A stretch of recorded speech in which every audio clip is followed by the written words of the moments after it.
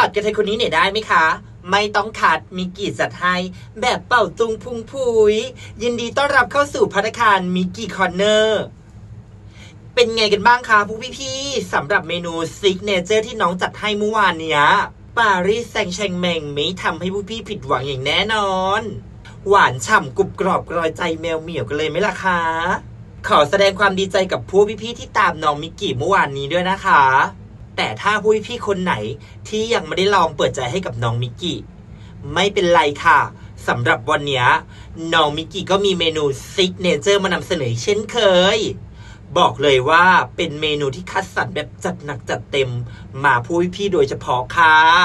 เอาละค่ะเพื่อไม่ให้เป็นการเสียเวลาไปพบกับเมนูซิกเนเจอร์ของทางร้านเมนูโซนยูฟ่ายูโรปารีสแมนยูกับแอตเลติกบินเบาเมนูนี้พร้อมเสิร์ฟเวลาตีสองปีศาจแดงแมนยูคุมความได้เปรียบเป็นอย่างมากในเกมแรกที่หลังจากบุกเอาชนะไปได้3-0แต่อย่างไรก็ตามไม่อาจจะไว้วางใจได้ค่ะคุณพี่ยิงเกมในบ้านของแมนยูในซีซั่นนี้แล้วฟอร์มเอาแน่เอานอนไม่ได้ค่ะภายใต้การควบคุมทีมของรูเบน อเมริมตั้งเป้าหมายผ่านเข้ารอบชิงชนะเลิศยูฟ่ายูโรปาลีกให้ได้ใช้สูตร3-4-2-1เพื่อพิ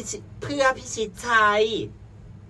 ในขณะที่แอตเลติกบินเบาสถานการณ์หลังพิงชนฝาไม่มีทางเลือกอื่นนอกจากเปิดเกมรุกเข้าใส่แบบไม่ยั้งแบบไม่มีอะไรจะเสียค่ะคุณพี่ภายใต้การควบคุมทีมของเอเนสโต บังเบเดแม้ว่าผลการแข่งขันในเกมแรกจะแพ้ขาดลอยใช้สูตร4-2-3-1เพื่อคว้าชัยเกมเนี้ยน่าจะเป็นเกมที่สนุกและตื่นเต้นและเข้มข้นอีกเกมอย่างแน่นอนค่ะคุณพี่ให้เลือกชิมไปที่แมนยูบูสะใจสำหรับเมนูซิกเนเจอร์ของทางร้านมิกกี้คอร์เนอร์น้องเนี่ยก็หวังว่าผู้พี่คงจะถูกอกถูกใจกับเมนูที่น้องได้คัดสรรให้นะคะ